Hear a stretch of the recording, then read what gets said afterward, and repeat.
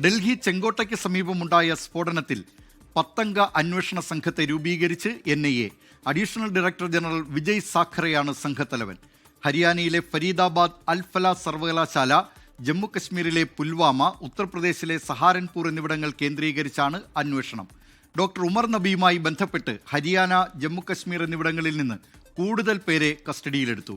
ഫരീദാബാദിൽ പിടിയിലായ സംഘം രാജ്യ തലസ്ഥാനത്ത് വൻ ഭീകരാക്രമണത്തിന് പദ്ധതിയിട്ടെന്ന വിവരവും പുറത്തു വന്നിട്ടുണ്ട്. വിവരങ്ങളുമായി ഡൽഹിയിൽ നിന്ന് വിനീത വിജിയും ഫരീദാബാദിൽ നിന്ന് അജീഷ് ജയകുമാറും ചേരുന്നു. ആദ്യം വിനീത വിജിയിലേക്ക്. വിനീത, ഈ അന്വേഷണ സംഘവുമായി ബന്ധപ്പെട്ട പ്രാഥമികമായ അന്വേഷണത്തിൽ കൂടുതൽ വിവരങ്ങൾ എന്തെങ്കിലും ലഭ്യമായിട്ടുണ്ടോ? 11 മണിക്കൂർ ഈ സ്ഫോടക വസ്തുക്കളുമായി ഉമർ നബി ആ നഗരം, തലസ്ഥാന നഗരം ചുറ്റിക്കറങ്ങി എന്നാണ് ഇപ്പോൾ ഏറ്റവും ഒടുവിലായി ലഭിക്കുന്ന വിവരം. കൂടുതൽ വിശദാംശങ്ങൾ എന്തൊക്കെയാണ് വിനീത?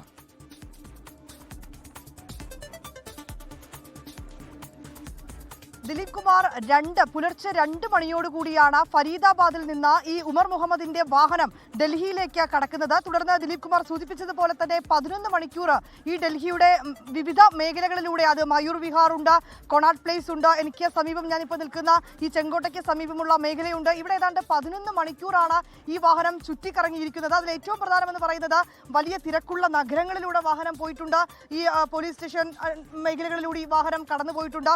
മയൂർ വിഹാറിലെ ചില മേഖലകളിലൂടെ ഈ വാഹനം കടന്നുപോയിട്ടുണ്ട്. ആ മേഖലകളിലൊക്കെ തന്നെ വലിയ ജനസാന്ദ്രതയുള്ള മേഖലയാണ്. തന്ത്രപ്രധാനമായിട്ടുള്ള നിരവധി ഓഫീസുകൾ, സ്ഥാപനങ്ങളൊക്കെ സ്ഥിതി ചെയ്യുന്ന മേഖലയാണ്. ഈ മേഖലയിലൂടെ ഏതാണ്ട് 11 മണിക്കൂറാണ് ഈ വാഹനം ഡൽഹി നഗരത്തിലൂടെ യാത്ര നടത്തിയിരിക്കുന്നത്. അതിനുശേഷമാണ് ഈ ചെങ്കോട്ടയ്ക്ക് സമീപമുള്ള പാർക്കിംഗ് ഏരിയയിലേക്ക് 3:19 ഈ വാഹനം വരുന്നു. പിന്നീട് ആ വാഹനം 6:48 പാർക്കിംഗ് ഏരിയയിൽ നിന്ന് പുറത്തേക്ക് ഇറങ്ങുകയും നമുക്കിപ്പോൾ ദൃശ്യങ്ങളിൽ കാണാൻ കഴിയുന്ന സിഗ്നലിന് സമീപത്തേക്ക് വാഹനം പതിയെ നീങ്ങുകയും 6:52 ആ മേഖലയിൽ സ്ഫോടനം ഉണ്ടാവുകയും ചെയ്യുന്നു. ഈ സ്ഫോടനം ഉണ്ടായതിന്റെ കൂടുതൽ CCTV ദൃശ്യങ്ങളും ഇന്ന് പുറത്തു വന്നിട്ടുണ്ട്. ആ CCTV ദൃശ്യങ്ങളിൽ തന്നെ നമുക്ക് വളരെ വ്യക്തമായി കാണാൻ കഴിയുന്നുണ്ട്. ആ വൈകുന്നേരങ്ങളിൽ ഈ മേഖലയിൽ വലിയ തിരക്കുണ്ടായിരുന്നു. ഇരുവശത്തുമായി ഇപ്പോൾ നമുക്ക് ദൃശ്യങ്ങളിൽ കാണുന്ന മേഖല ഉൾപ്പെടെ നമുക്ക് ആ CCTV ദൃശ്യങ്ങളിൽ വ്യക്തമാണ്. ഈ ഇരു മേഖലകളിലും വലിയ തിരക്കുണ്ടായിരുന്നു, വാഹനങ്ങളുണ്ട്. ഈ സിഗ്നലിന്റെ മറുവശത്തുള്ള CCTV ദൃശ്യങ്ങളാണ് നമുക്ക് ലഭ്യമായിരിക്കുന്നത്. CCTV ദൃശ്യങ്ങളിൽ ഈ സ്ഫോടനം ഉണ്ടായതിന് പിന്നാലെ ആ CCTVകൾ പ്രവർത്തനരഹിതമാകുന്നത് നമുക്ക് കാണാൻ കഴിയുന്നുണ്ട്. ഏതാണെങ്കിലും NIA ഈ കേസ് ഏറ്റെടുത്തിരിക്കുകയാണ്. NIAയുടെ 10 അംഗ സംഘമായിരിക്കും കേസ് അന്വേഷിക്കുക. വിജയ് സാഖറെ അന്വേഷണത്തിന് നേതൃത്വം നൽകും.